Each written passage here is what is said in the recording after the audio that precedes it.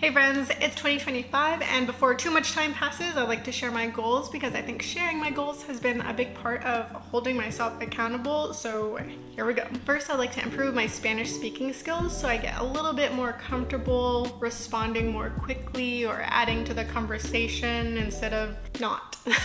You know what helps with that?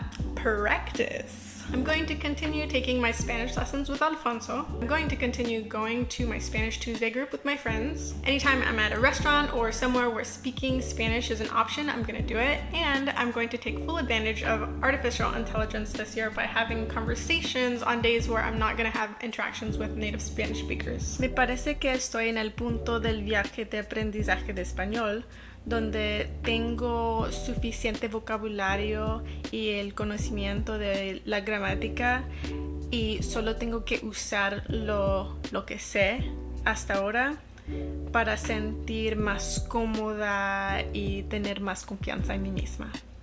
Exacto, Sol. Estás en una etapa clave.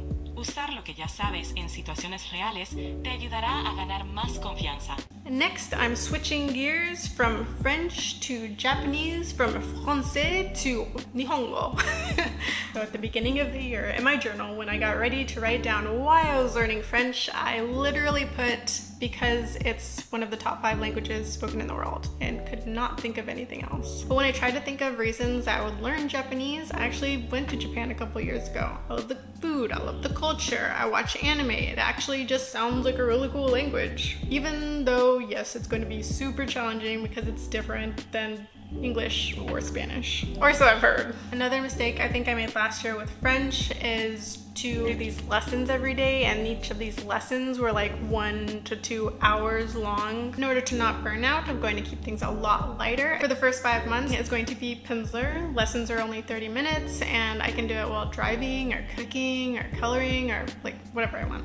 Next is something that has interested me for a while, but I haven't spent a lot of focused attention on it, is sustainability. And because I need a little bit more structure, not this vague idea to learn about sustainability, I created a curriculum using AI that includes books, documentaries, online courses to help guide me through this education. A couple of other ways I'm going to be measuring this goal is by tracking my volunteer hours as well as tracking my Amazon usage. There are a lot of reasons not to use Amazon, but one of them is sustainability. Next, I will be prioritizing stretching and physical therapy exercises. I haven't incorporated stretching as a habit, despite the fact that it will help in so many areas of my life. Do you know what would help with tennis? Stretching. What about running? Stretching. What about mobility as you age because your knees are starting to sound like a crinkled bag of chips when you go up the stairs? Stretching.